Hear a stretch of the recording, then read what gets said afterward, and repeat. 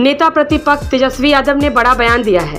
उन्होंने कहा कि प्रधानमंत्री को मार्गदर्शन मंडल में चले जाना चाहिए क्योंकि उनकी उम्र 75 साल से अधिक की हो गई है। उन्हें सीधे तौर पर संन्यास लेने की सलाह दे दी। उन्होंने कहा कि उनके द्वारा जो नीति बनाई गई है उस नीति पर उनको गौर करना चाहिए। अग्निवीर नीति उन्होंने बनाई थी। उन्होंने क्या कहा कि आज 25 करोड़ नौजवान उनके गलत नीति के कारण नौकरी नहीं प्राप्त कर सके और ओवर एज में चले गए हैं। क्या वह भी इस नियम का पालन करेंगे? जब जब चुनाव हो, जैसे जैसे चरण बीत रहा है, बीजेपी का एजेंडा बदल रहा है। उन्होंने कहा कि वह कंफ्यूज हो चुके हैं। महंगाई, बेरोजगारी पर वह बात नहीं करते। छत्तीसगढ़ के पूर्व मुख्यमंत्री भूपेश बघेल के उस बयान पर जिसमें उन्होंने कहा है कि अगला प्रधानमंत्री रायबरेली से होगा, उन्होंने कहा चिंता मत कीजिए, हम लोग बैठ करके प्रधानमंत्री चुन लेंगे। दूसरी तरफ हिमंत बिश्व शर्मा बोल रहे हैं कि 400 सीट दीजिए, हम ज्ञानव्यापी बना देंगे। अब आप समझ ही रहे क्या हो रहा है देश में।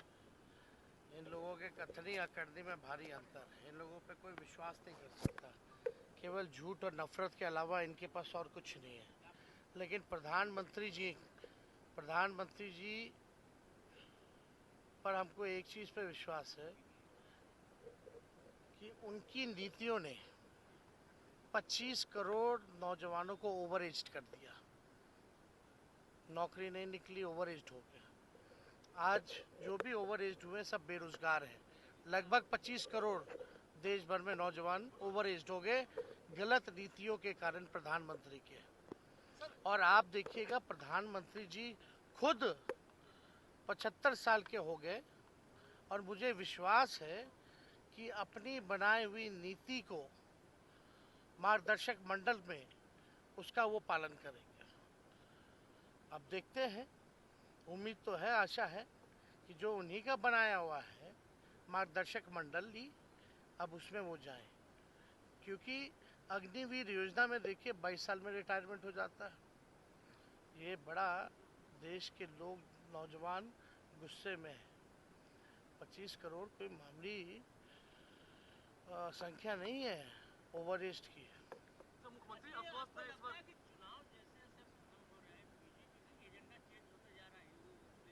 कंफ्यूज्ड हो गए हैं ना।